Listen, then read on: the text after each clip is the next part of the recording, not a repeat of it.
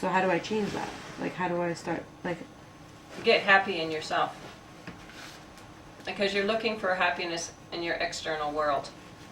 But you actually are supposed to be bringing happiness into the world. The world is not there to entertain you. You're there to bring light into the world. You're expecting the world to make you happy. That's where we go wrong. We all go wrong in the same place. Yeah. Okay. If you can get that, you've got everything. You've got the big, big, big key to it all. Okay. The world and other people in it have no responsibility to make us happy. That's not their job. Your job is not to make you happy, right? Okay. It's not. No, your job is to fulfill the service that you agreed upon when you took on that job. And we all are in service of something somewhere in our life. And how you serve is really the most important thing, not what you do as you serve. Do you serve in joy and happiness? You make the other people you meet joyful and feeling that they have some merit as a person, as a human being in the world. Who are you in the world? And that's really, we're all serving just differently. Yeah. So can you find a way to serve and find joy in service no matter where it is you are or what you're doing? How can you bring joy to what you're already living? That's another way of wording it. How can you bring light there? No one else is supposed to make you happy. It's not his job and so on and so forth. That's your job. So how can you make you happy? What do you want from you? I feel good.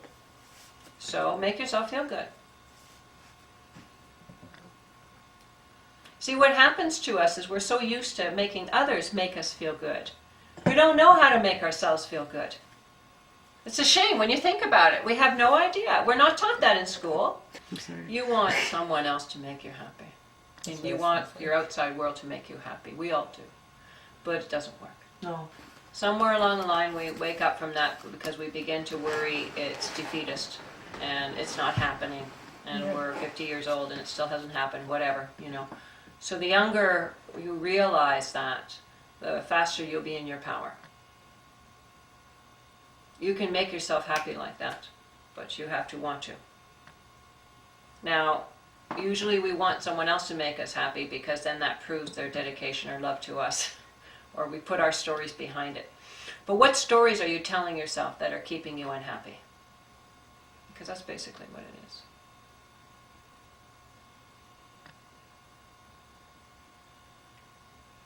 Well, I think the biggest story is like the household that I like, the perception of love that I grew up with. Okay, but whatever perception that is, you can make your own opinion now as an adult. I don't know how to.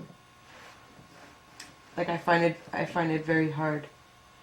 Right, because it's easier to not have conflict. It's easier to just be whatever our conditioning conditioned us to be.